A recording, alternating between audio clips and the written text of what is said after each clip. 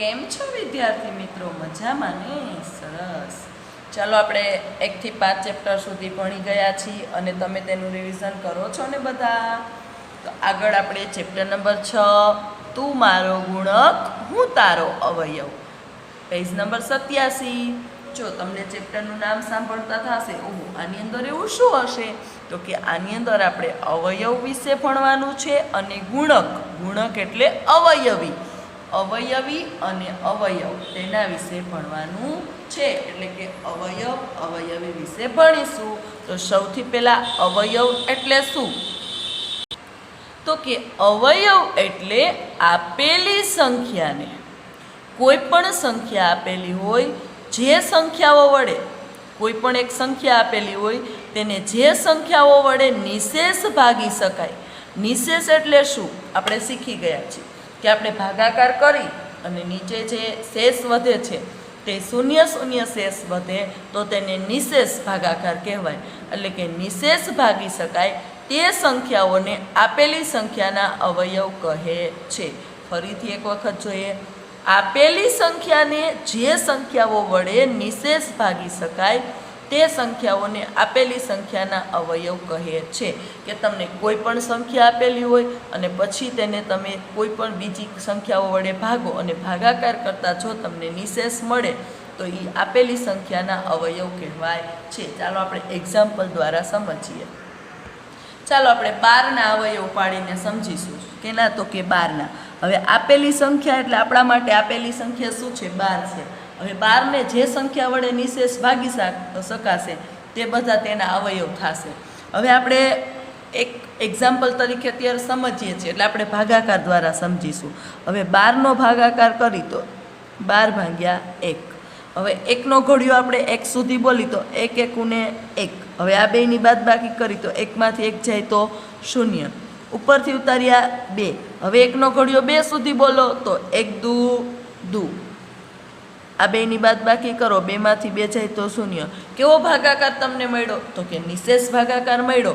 એટલે 1 અને 12 બેય 12ના અવયવ કહેવાય. કોણ? તો કે 1 અને 12 બે અવયવ મળી ગયા. હવે આપણે 2 વડે ભાગાકાર કરીશું તો શું કરીશું? તો કે 12 ભાગ્યા 2. હવે 2નો ઘડિયો 1 સુધી ના બોલાય તો 2 સુધી બોલી તો 2 6 ને 12. ત્યાં ભાગ ચાલે ને? આવા ભાગાકાર આપણે આવડે છે. આ બેની બાદબાકી, 2માંથી 2 જાય તો 0, 1માંથી 1 જાય તો 0. કેવો ભાગાકાર મળ્યો? તો કે નિશેષ. એટલે આ બે તેના શું થયા? અવયવ. જેમાં આ બે તેના અવયવ થયા હતા. હવે આ બે તેના અવયવ મળ્યા તો કે 6 ગુણ્યા 2 એટલે 6 2 ને 12. આ તેના 2 અવયવ. હવે આપણે શું કરીશું? તો કે 12 ભાગ્યા 3 કરીશું.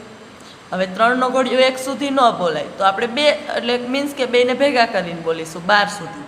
તો 3 ચોક 12. આ બેની શું કરીશું? બાદબાકી. 2માંથી 2 જાય તો 0, 1માંથી 1 જાય તો 0. તો નિશેષ ભાગાકાર મળ્યો. તો આ 3 અને 4 પણ તેના અવયવ છે. 3 ગુણ્યા 4. આગળ આપણે હવે શું કરીશું? તો કે 4 વડે ભાગાકાર કરવાનો થશે. પણ 4 તો આપણને ખબર પડી ગઈ કે છે તેનો અવયવ, તો હવે ભાગાકાર કરવાની જરૂર નથી. તો હવે 5 વડે કરી કે 12 ભાગ્યા 5. હવે 5નો ઘડિયો 1 સુધી ના બોલાય એટલે આપણે 12 સુધી બોલી તો 5 1 5, 5 2 10, 5 તેરી 15. 15 છે એ 12 કરતાં વધી ગયા છે એટલે આપણે ક્યાં ભાગ ચાલશે? તો કે 5 2 ને 10. આ બેની શું કરીશું? બાદબાકી. તો 12માંથી 10 જાય તો કેટલા વધે? 2. હવે અહીંયા તમને નિશેષ ભાગાકાર મળ્યો છે? નથી મળ્યો. એટલે 5 રહ્યા એ 12ના અવયવ છે નહીં. આ 5 છે તે 12ના અવયવ છે નહીં. હવે આપણે લેશું 6 આરે. તો 6 આરે લેવાની બહુ જરૂર નથી કારણ કે આપણે મળી જ ગયા છે કે 6 12ના અવયવ છે. 2 6 12 કહી તોય તે ને 6 2 12 કહી તોય તે. બરાબર છે? છતાંય જોઈ લીધું આપણે. 2 6 12 નિશેષ મળી ગયો ભાગાકાર જે આપણે વહેલા લખી જ લીધું છે. 6 2 12 છે ને તેનો અવયવ. હવે આપણે 7 વડે ભાગાકાર કરી તો 12 ભાગ્યા 7. હવે 7નો ઘડિયો ક્યાં સુધી બોલવાનો છે? તો કે 1 સુધી ના બોલાય એટલે 12 સુધી બોલી તો 7 1 7, 7 2 14 વધી ગયા. તો ક્યાં ભાગ ચાલ્યો? તો કે 7 1 ને 7. આ બેની બાદબાકી કરો. 12માંથી 7 નીકળે તો કેટલા વધે? તો કે 5 વધે. વધે ને 5? તો અહીંયા તમને નિશેષ ભાગાકાર મળે છે? તો કે નથી મળતો. તો આ તેના 7 રહ્યા તેના 12ના અવયવ છે નહીં. તો હવે 8 વડે ભાગાકાર કરી તો 12 ભાગ્યા 8. 8 એકુ 8, 8 દુ 16, વધી ગયા ક્યાં ભાગ ચાલ્યો? 8 એકુ 8. આ બેની બાદબાકી કરો, 12માંથી 8 જાય તો 4. નિશેષ ભાગાકાર મળ્યો? નથી મળતું. તો 8 રહ્યા આ 12ના અવયવ છે નહીં. તો હવે શું કરશું આપણે? 9 વડે ભાગાકાર કરી કે 12 ભાગ્યા 9. તો 9 એકુ 9, 9 દુ 18, વધી ગયા તો 9 એકુ 9. 12માંથી 9 જાય તો કેટલા વધે? 3. તો અહીંયા નિશેષ ભાગાકાર મળ્યો? નથી મળ્યો. તો 9 રહ્યા 12ના અવયવ છે નહીં. હવે 10 વડે કરો જોઈ. 12 ભાગ્યા 10. તો 10 એકુ 10. 12માંથી 10 જાય તો 2. તો 10 પણ 12ના અવયવ છે નહીં. હવે 11 વડે કરો તો 11 એકુ ને 11, કેટલી શેષ વધી? 1. તો 11 પણ 12ના અવયવ છે નહીં.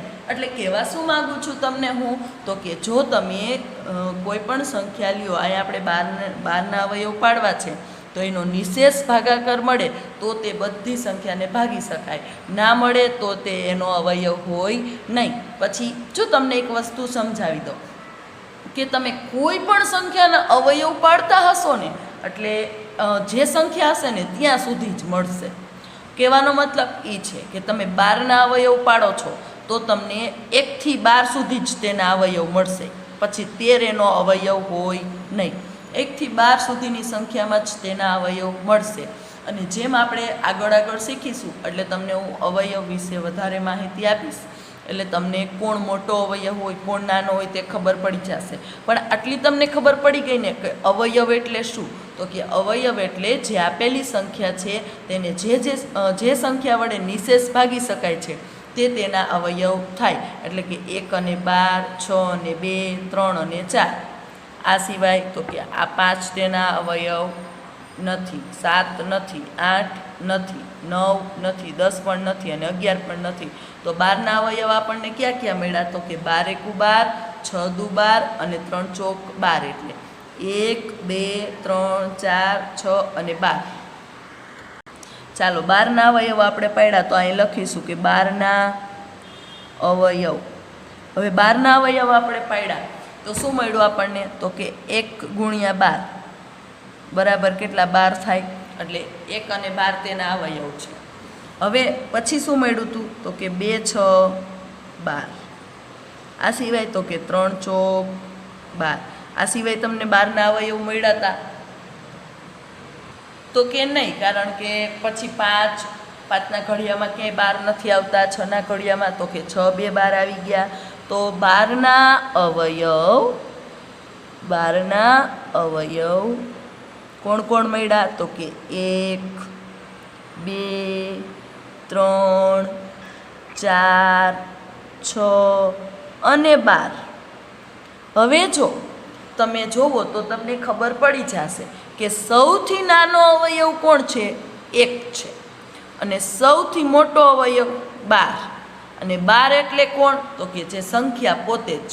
એટલે અવયવની અંદર તમારે સૌથી નાનો અને સૌથી મોટો અવયવ શોધવાની જરૂર રહેતી જ નથી, કારણ કે અવયવ જ્યારે તમે પાડતા હશો ત્યારે 1 છે એ દરેક સંખ્યાનો અવયવ હશે ને હશે. એટલે કે નાનામાં નાનો અવયવ 1 છે અને મોટામાં મોટો અવયવ સૌથી મોટો સંખ્યા પોતે છે. તો જોઈએ આગળ.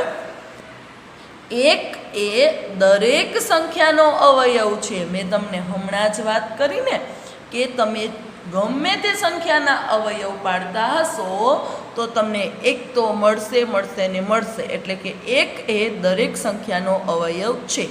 તે સંખ્યાનો સૌથી નાનો અવયવ છે. તમને ખાલી જગ્યાની અંદર પૂછે કે દરેક સંખ્યા, કોઈ પણ સંખ્યા હોય એનો નાનો અવયવ કોણ મળે? તો કે 1.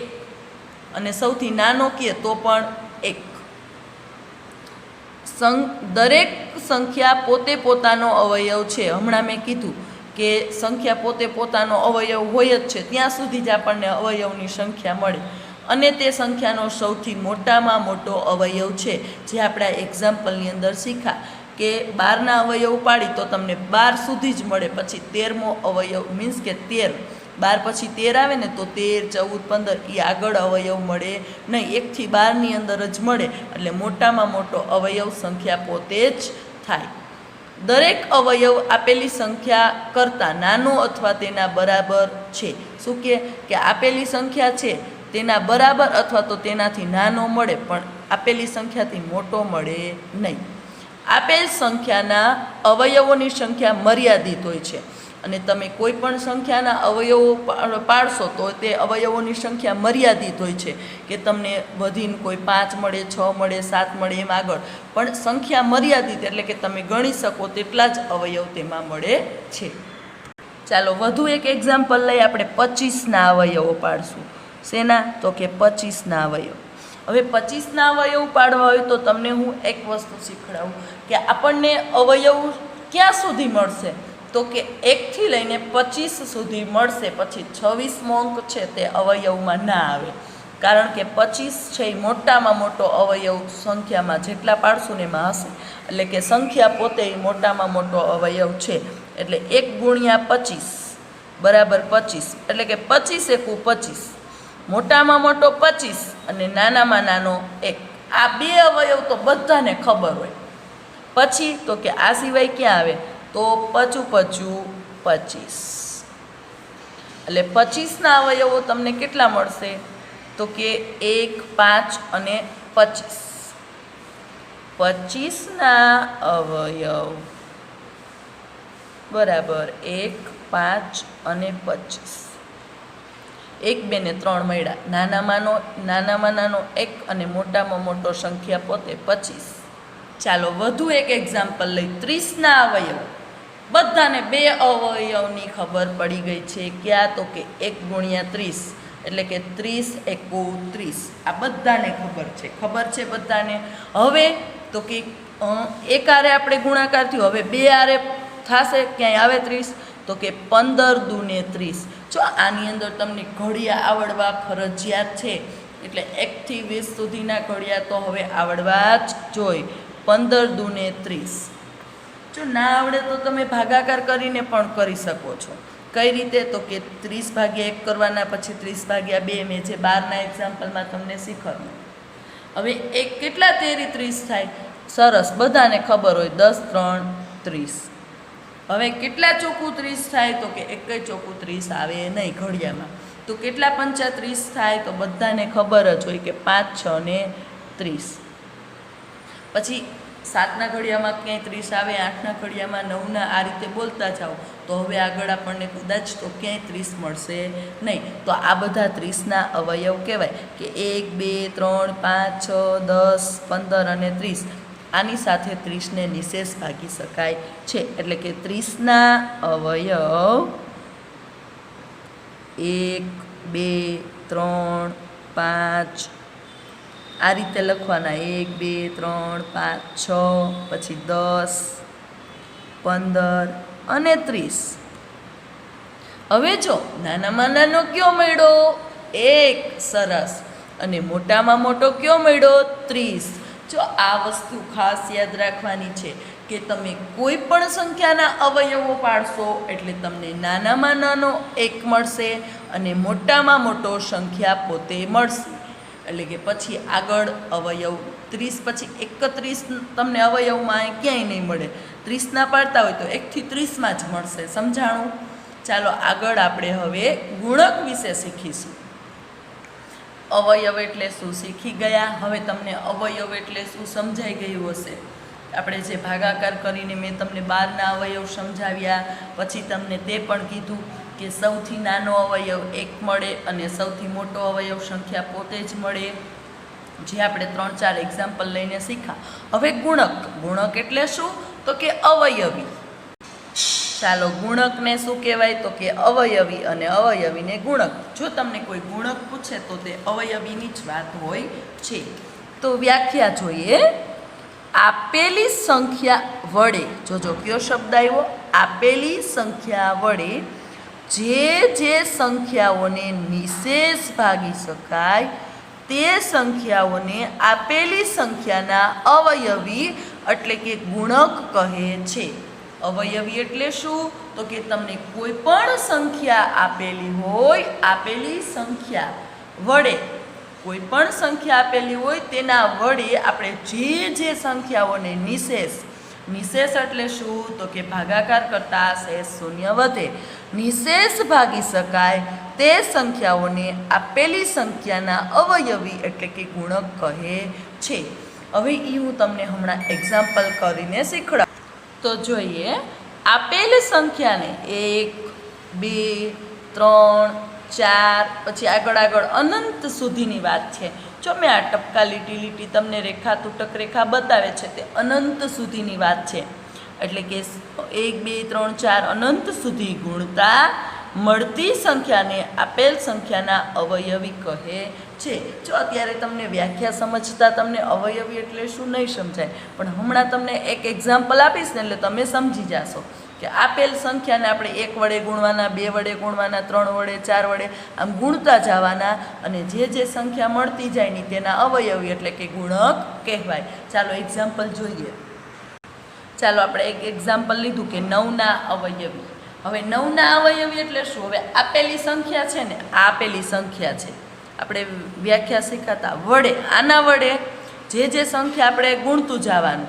હવે 9 એકુ 9, પહેલાં આપણે 9ને 1 વળી ગુણી તો 9 એકુ 9, પછી 9 દુ 18, 9 તેરી 27, 9 ચોકું 36, 9 પચા 45, 9 છક 54, 9 સતા 63, 9 અઠ્ઠા 72, 99 81, 9 10 90. હવે તમને એમ થશે કે ટીચરે તો અહીં 9નો ઘડિયો જ લખ્યો છે. હવે અવયવી એટલે ઘડિયાની જ વાત છે કે 9ના અવયવી જોઈ તો 9 એકુ 9, પછી 18, 27, 36, 45, 54, 63, 72, 81, 90. પછી કઈ રીતે હોય? તો કે પછી આગળ આપણે 9 ગુણ્યા 11. જો સંખ્યા 1 2 3 4 5 6 7 8 9 10 11 12 13 અનંત સુધી તમે જે આપેલી સંખ્યા હોય એના વડે ગુણતા જાઓ ને એટલે તમને તેનો અવયવી મળતો જાય. હવે 11 નવા 99, પછી 9 ગુણ્યા 12 કરી તો 12 નવાને 108. આ રીતે 9 ગુણ્યા 13, 9 ગુણ્યા 14, 9 ગુણ્યા 15 તો આપણે કરી 13 નવા તો કે 117. પછી આગળ 9 ગુણ્યા 14, 14 નવા 126. આ રીતે તમે આગળ ને આગળ જે આપેલી સંખ્યા આપણે જેના અવયવી મેળવવાના કીધા હોય તેને 1 2 3 4 5 6 7 એમાં અનંત સુધી ગુણતા જાઓ તેમ તેના અવયવી મળતા જાય. જો તમે જોઈ શકો છો 9ના અવયવી મેં તમને એક્ઝામ્પલ તરીકે મેળવ્યા કે 9ના અવયવી 9, 18, 27, 36, 45, 54, 63, 72, 81, 90, 99, 108, 117, 126. આગળ ને આગળ હજી તમને 9ના અવયવી મળે. તો હવે અનંત સુધી આપણે ગુણી તો આપણે મોટામાં મોટો અવયવી મેળવવો હોય તો મળે? તો કે ના, અવયવીની અંદર મોટામાં મોટો અવયવી તમને ક્યારેય મળે નહીં, કારણ કે આપણે આને કોઈ પણ સંખ્યા આપેલી હોય એને અનંત સુધી ગુણી શકી છીએ. તો કે નાનામાં નાનો અવયવ તો કે સંખ્યા પોતે. જો અવયવની અંદર તો કે સંખ્યા પોતે મોટામાં મોટો અવયવ હતો. અહીંયા શું છે તો કે અવયવીની અંદર જે મોટામાં મોટો અવયવ છે તે મળતો જ નથી અને નાનામાં નાનો અવયવી સંખ્યા પોતે મળે છે. સમજાણું હવે તમને અવયવી એટલે શું? તો હવે તમને હું એમ કહું કે આપણે 10ના અવયવી મેળવવા છે તો તમે સીધું લખી શકો તો કે 10 એકુ 10, 10 દુ 20, 10 તેરી 30, 10 ચાર 40, 10 પાંચ 50, 10 છક 60, 10 સાત 70, 10 આઠ 80, 10 9 90, 10 10 100. આ રીતે આ બધા 10ના અવયવી કહેવાય. આ રીતે તમને એમ કે 5ના અવયવી તો તમે શું કરો?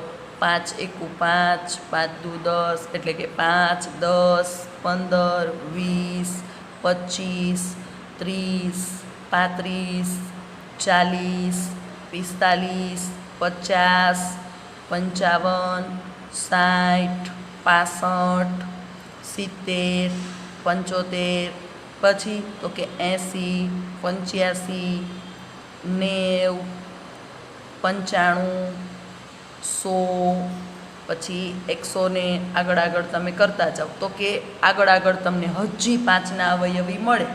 એટલે કે આપણે 1, 2, 3, 4, 5, 6, 7 વડે ગુણાકાર કરતા જાય એમ આપણને અવયવી મળતા જાય છે. એટલે આપણે અવયવીની અંદર સૌથી મોટો અવયવી મેળવી શકતા નથી. અનંત સુધી આપણે મળે છે અવયવીની સંખ્યા. અને નાનામાં નાનો સંખ્યા પોતે એટલે કે 5. 5ના અવયવીમાં નાનામાં નાનો 5. તો ગુણક એટલે શું સમજાઈ ગયું ને? તો કે આપેલી સંખ્યા વડે કોઈ પણ આપેલી સંખ્યા હોય, જે સંખ્યાઓને નિશેષ ભાગી શકાય તે સંખ્યાઓને આપેલી સંખ્યાના અવયવી કહે છે. સમજાઈ ગયું ને? હવે એક્ઝામ્પલ આપણે જોયા તો હજી પણ એક એક્ઝામ્પલ આપણે લઈએ કે 20ના અવયવી. તો 20ના અવયવીના અવયવી મેળવો જોઈએ તો કે 20 એકુ 20, 20 દુ 40, 20 તેરી 60, 20 ચોકુ 80, 20 પંચા 100, 20 છક 120, પછી 20 સત્તા 140, 20 અઠા તો કે 160, 20 નવા તો કે 180, 20 દસ 200.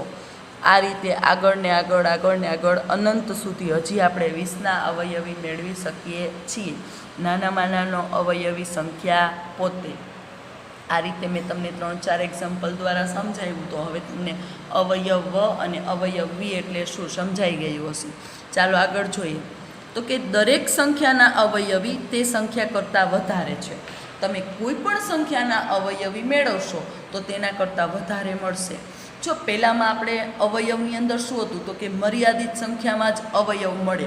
અહીં એવું નથી કે મર્યાદિત સંખ્યામાં જ અવયવી મળે. અવયવી છે તે અસંખ્ય મળે છે. આપેલ સંખ્યાના અવયવીની સંખ્યા અનંત છે. હમણાં જ મેં સમજાવ્યું ને કે અવયવની અંદર મર્યાદિત મળતા પણ અહીંયા તમને અનંત મળે છે કે તમે ગણી જ શકતા નથી તેટલા તમને અવયવી મળી જાય છે કોઈ પણ સંખ્યાના. દરેક સંખ્યા પોતે પોતાની એક અવયવી તો છે જ. જે આપણે જોયું કે 15ના અવયવી મેળવી તો 15 પોતે પોતાની છે અને પોતે નાનામાં નાનો અવયવી છે.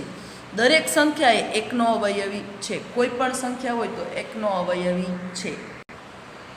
દરેક સંખ્યાનો નાનામાં નાનો અવયવી સંખ્યા પોતે છે. મેં દરેક એક્ઝામ્પલની અંદર જ્યારે સમજાવતી હતી ત્યારે કીધું હતું કે કોઈ પણ સંખ્યાના તમે અવયવી મેળવશો તો નાનામાં નાનો સંખ્યા પોતે જ મળશે. કોઈ પણ સંખ્યાનો મોટામાં મોટો અવયવ મળી શકે જ નહીં, કારણ કે અસંખ્ય મળે. અનંત સુધી આપણે મેળવી શકીએ છીએ. શૂન્ય સિવાયની કોઈ પણ સંખ્યાના અવયવી અસંખ્ય હોય છે, જે મેં સમજાવ્યું તમને. તો હવે તમને અવયવ અને અવયવી વિશે સરસ કમ્પ્લેટ સમજાઈ ગયું હશે. તો એક વખત આપણે ફરીથી અવયવ અને અવયવીનો તફાવત મેળવી લઈએ. તો અવયવની અંદર શું હોય છે તો કે સૌથી નાનો અવયવ એક છે. કોણ છે? એક. અને આની અંદર તો કે સૌથી નાનો અવયવી સંખ્યા પોતે છે. સમજાય છે ને? આપણે તફાવત જોઈએ છીએ કે અવયવ એટલે શું અને અવયવી એટલે શું. તો કે સૌથી નાનો અવયવ તમને એક મળશે. તમે કોઈ પણનો અવયવ પાડશો તો સૌથી નાનો અવયવ તમને એક જ મળશે. કોણ છે? એક. અને અવયવીની અંદર શું છે તો કે સૌથી નાનો અવયવી સંખ્યા પોતે છે. ચાલો બીજું જોઈએ તફાવત. તો કે સૌથી મોટો અવયવ સંખ્યા પોતે છે. તમે કોઈ પણ સંખ્યાના અવયવ પાડશો તો તમને અવયવમાં સૌથી મોટો અવયવ કોણ મળશે તો કે સંખ્યા પોતે જ મળશે. નાનો એક મળશે અને મોટો સંખ્યા પોતે જ મળશે અવયવ. હવે અવયવીમાં શું હોય છે તો તમને સૌથી મોટો મળે છે? વિચારો જોઈએ. સૌથી મોટો અવયવી અનંત છે. હવે અનંતનો મતલબ શું છે? તો કે અનંત એટલે કે તમને સૌથી મોટો અવયવી ક્યારેય મળતો નથી, કારણ કે અવયવી આપણને અસંખ્ય મળે છે, એટલે આપણે મોટામાં મોટો મેળવી શકતા નથી. અનંત સુધી આપણે અવયવી મેળવી શકીએ છીએ, એટલે મોટામાં મોટો મળે જ નહીં. તો અવયવ અને અવયવીનો તફાવત તમે જોયો ને, કે સૌથી નાનો અવયવ એક છે અને સૌથી નાનો અવયવી સંખ્યા પોતે છે. સૌથી મોટો અવયવ સંખ્યા પોતે છે અને સૌથી મોટો અવયવી મળે જ નહીં, અનંત છે. તો આ તફાવત યાદ રાખશો તો પણ તમારે અવયવ અને અવયવીમાં ક્યારેય ભૂલ થશે નહીં. તો અવયવ અને અવયવ વિશે તમને હવે સરસ સમજાઈ ગયું હશે. સમજાઈ ગયું ને?